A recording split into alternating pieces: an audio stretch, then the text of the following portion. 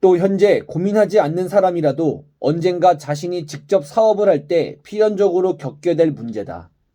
자, 당신이 공장주이거나 CEO라면 이 문제를 어떻게 해결할 것인가? 지금 수요보다 공급이 많은 상태이니 해결 방안을 논리적으로 두 가지밖에 없겠다. 하나는 공급을 줄이는 방법, 다른 하나는 수요를 늘리는 방법이다. 간단하다. 우선 공급을 줄이는 방법부터 우선 공급을 줄이는 방법부터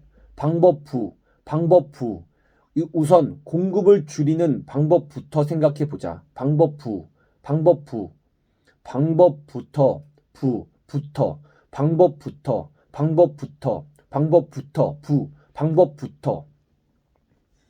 우선 공급을 줄이는 방법부터 생각해 보자. 공급을 줄인다는 것은 공장 가동을 멈추는 것이다. 이건 앞에서 말했듯 좋은 방법이 아니다. 좋은 방법이 아니다. 공장을 멈춘다는 것은 고정비용의 부담을 전제하는데 고정비용만 계속 지불하느니 고정비용만 계속 지불하느니 공장을 가동하는 게 이익이다. 이제 해결 방안은 하나뿐이다. 수요를 늘리는 것이다. 그렇다면 수요를 늘릴 수 있는 방안은 무엇인가? 역시 두 가지로 나누어 생각해 볼 수 있다. 하나는 새로운 시장을 개척하는 것이고 다른 하나는 구두의 가격을 낮춰 소비를 유도하는 것이다. 특별히 다른 방안은 없을 듯하다. 물론 신제품 개발이나 광고 비용 확대, 사업 효율성 개선 등의 부수적인 방법이 있을 수는 있다. 하지만 이러한 방법들은 본질적인 해결 방안이 아니다. 수요를 확대할 수 있는 시장 개척과 가격 인하라는 두 가지 해결 방안이 그나마 가장 궁극적인 방안이다. 그리고 이 두 가지 방안이 근대와 현대의 역사를 어떻게 변화시켜 갔는지를 확인하게 될 것이다. 공급 과잉 해결 방법 1번 시장 개척 2번 가격 인하.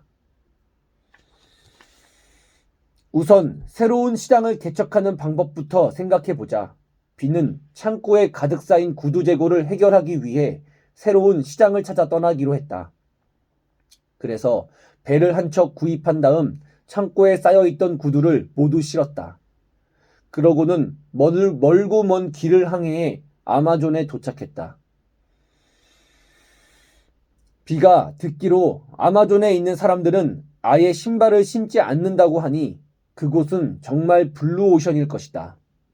배 구입 비용, 인건비 등 시간과 비용이 매우 컸지만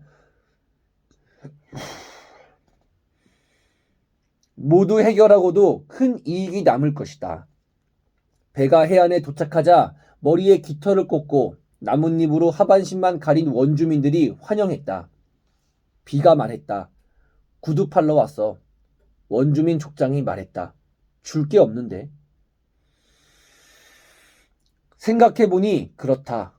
원주민들은 가진 게 없어서 구두와 교환할 만한 게 없다.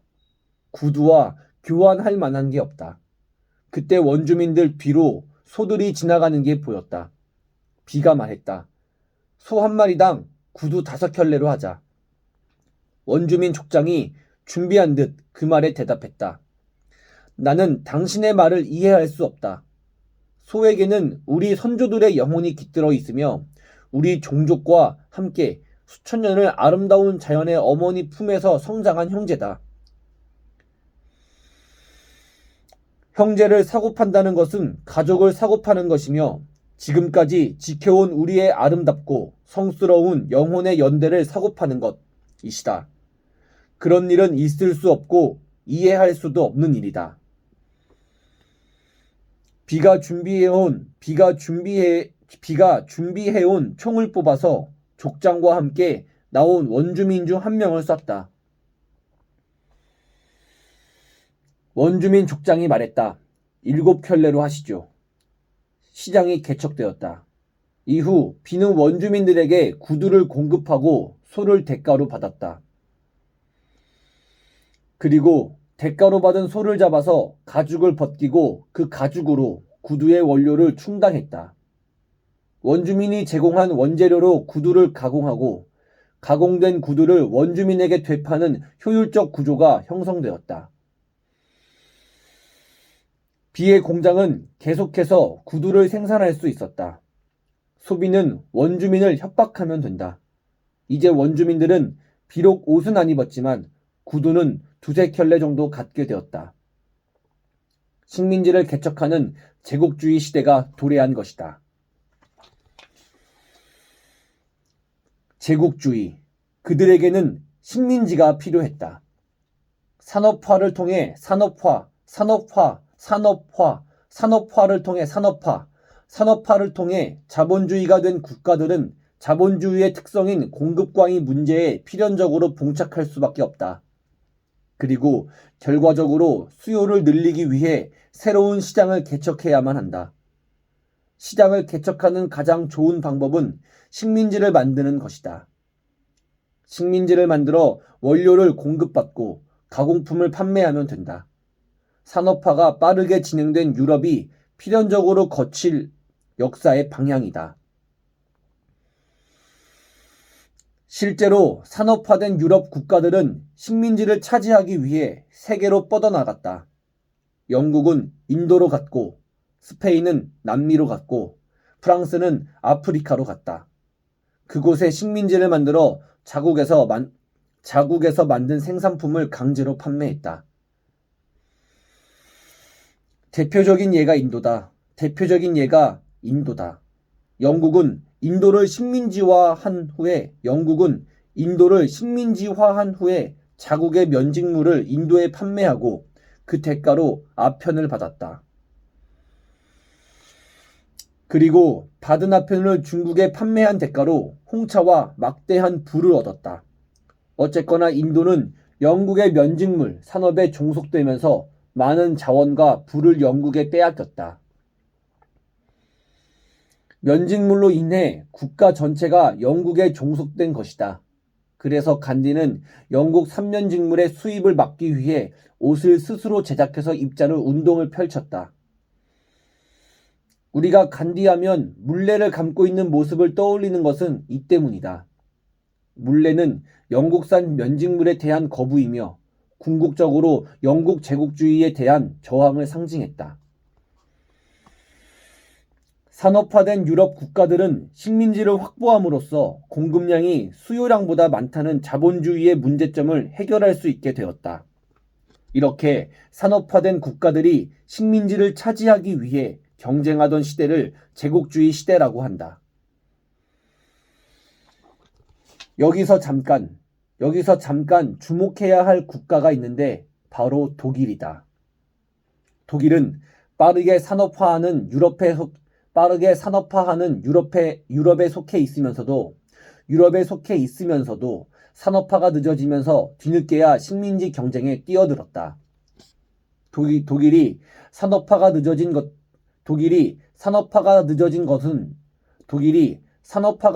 것은 중세 봉건 체제가 오래 지속되면서 계속된 내전으로 산업화를 추진할 여력이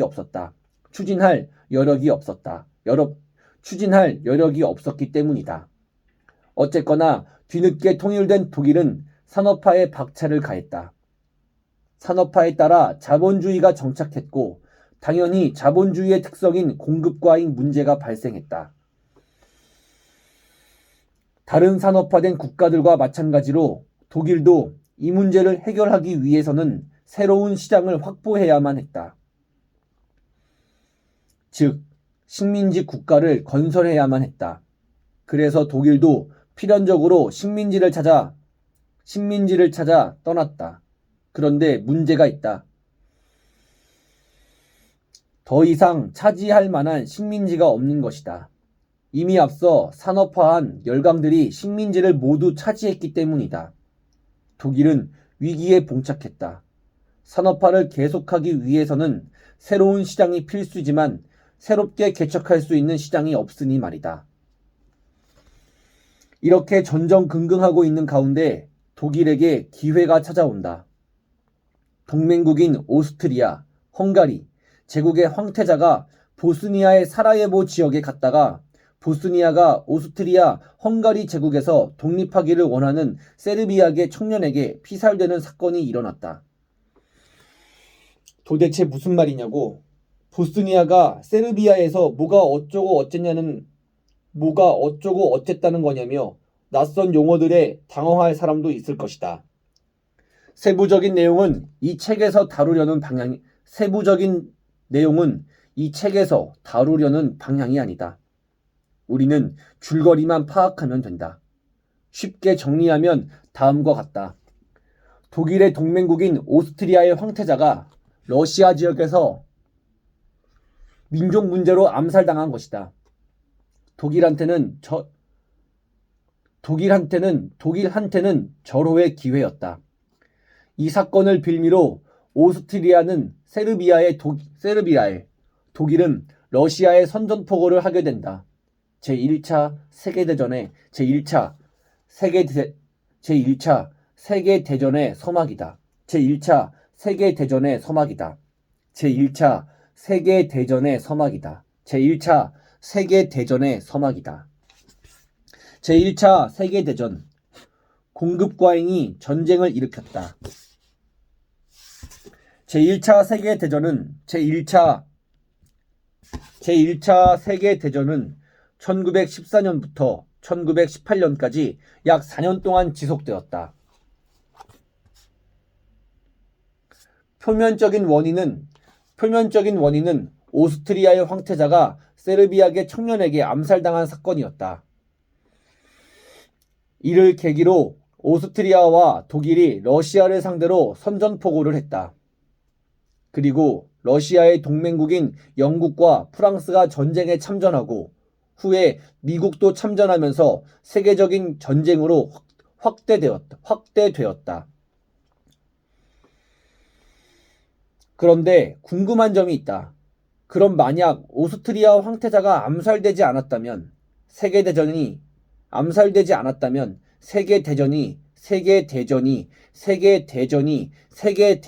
발발하지 않았을 것인가? 역사에서 만약 그런 일이 없었다면 어땠을까? 라는 가정은 별로 의미가 없다.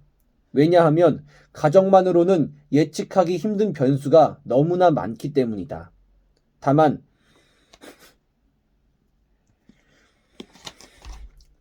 오스트리아의 황태자가 테러를 피할 수 있었다 하더라도 혹은 우리가 타임머신을 타고 과거로 돌아가 세르비아계 청년을 찾아내어 황태자를 암살하기 전에 감금하고 고문한다 하더라도 제1차 세계대전은 막을 수 없었을 것이다. 왜냐하면 제1차 세계대전의 근본적인 원인은 황태자의 암살이 아니기 때문이다. 독일이 전쟁을 원하고 있었다는 사실이 세계대전의 본질적인 이유다. 그렇다면 독일은 왜 전쟁을 원했는가? 뒤늦은 산업화로 식민지 경쟁에서 제외되어 있었기 때문이다. 뒤늦은 산업화로 식민지 경쟁에서 제외되어 있었기 때문이다. 앞에서 살펴본 대로 산업화를 유지하기 위해서는 공급과잉의 문제를 해결해야만 했다. 공급과잉의 문제는 식민지만이 해결할 수 있다. 그런데 다른 국가들이 식민지를 모두 차지해서 식민지가 없다. 그러면 어떻게 해야 하는가? 힘으로 빼앗아 오면 된다. 다만 전쟁을 위한 명분은 있어야 한다. 그리고 때마침 오스트리아 황태자의 암살이 명분이 된 것뿐이다. 황태자가 암살되지 않았더라도 독일은 어떻게 해서든 구실을 만들었을 것이다. 마찬가지로 독일인들의 천성이 나쁘거나 악독하기 때문에 전쟁을 일으킨 것도 아니다. 제1차 세계대전의 궁극적인 원인은 자본주의의 특성에서 기인한다. 공급과잉이라는 자본주의의 태생적 한계, 이러한 한계를 극복하고 산업화를 유지하기 위해서 독일이 선택할 수 있는 해결책은 전쟁 이외에는 없었다. 산업화, 자본주의, 공급과잉, 식민지 필요, 제국주의. 어쨌거나 독일과 오스트리아, 헝가리 제국 그리고 이탈리아가 삼국 동맹을 형성하고 영국과 프랑스 그리고 러시아가 삼국 협상을 결성하여 대립하였다. 영국과 프랑스가 러시아에 협력한 이유는 단순했다. 급속히 성장하는 독일이 자신들의 식민지를 위협한다는 것을 알았기 때문이다. 식민지를 지키기 위해서는 독일을 저지해야만 했다. 삼국동맹, 독일, 오스트리아, 이탈리아. 삼국협상, 영국, 프랑스, 러시아. 결국 제1차 세계대전이 발발했고 치열한 전투 끝에 독일과 오스트리아가 전쟁에서 패배했다. 그리고 전쟁이 끝난 다음 해인 1919년 6월 28일 프랑스의 베르사유 궁전에서 승전국들은 전쟁의 책임을 물어 전쟁 범죄국인 독일에 막대한 전쟁 배상금을 물게 했다. 이 베르사유 조약으로 독일의 경제는 회복될 수 없을 정도로 침체하고 말았다. 어쨌든 이렇게 해서 공급과잉이라는 자본주의 특성으로 인해 발생했던 국가 간의 갈등은 제1차 세계대전으로 귀결되었고 세계는 안정화되었다.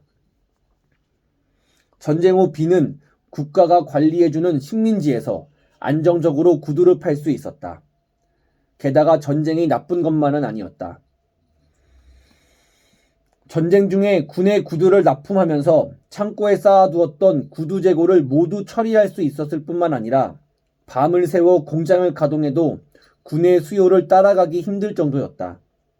전쟁은 막대한 수요를 창출했고 이로 인해 공급과잉이라는 자본주의의 문제점을 일시적으로 해소해 주었다. 실제로 다수의 민간인은 고통스러울 수 있으나 전쟁은 일부 부르주아 혹은 일부 국가들의 막대한 부를 창출해 준다. 자본주의 전쟁과 가까울 수밖에 없다. 전쟁은 자본주의의 국가들을 유혹한다. 사실 오늘날의 자본주의를 유지해주는 핵심 요소는 두 가지다. 하나는 전쟁이고 하나는 전쟁이고 다른 하나는 유행이다. 전쟁과 유행은 자본주의라는 어머니에게서 태어난 쌍둥이 형제라고 할 수 있다. 전쟁이 공급과잉의 문제를 단번에 해소하듯 유행은 필요를 뛰어넘는 막대한 소비를 창출해서 공급과잉 문제를 해소한다. 충분히 사용할 수 있는 옷과 핸들백들이 매년 옷장 구석에 쌓여가거나 쓰레기통으로 향한다. 전쟁과 유행 없이 자본주의를 유지하기는 어렵다. 세계 경제 대공황, 가격 경쟁은 대공황으로 이어졌다. 전쟁으로 막대한 부를 축적한 비는 공장 설비를 확장했다. 더 많이 생산하면 더 큰 부자가 될 수 있다. 전쟁 후 세계 경제는 호황을 맞이했다. 그런데 시간이 갈수록 예전에 경험했던 문제가 다시 발생하기 시작했다. 공장의 창고에 다시 구두가 쌓이기 시작한 것이다. 비는 문제의 원인을 알아보고자 안정적인 소비 시장인 식민지에 직접 찾아갔다. 그러고는 깜짝 놀라지 않을 수가 없었다. 식민지의 원주민들은 구두가 너무 많아서 구두로 국을 끓여 먹을 정도였다. 시장은 포화 상태였다.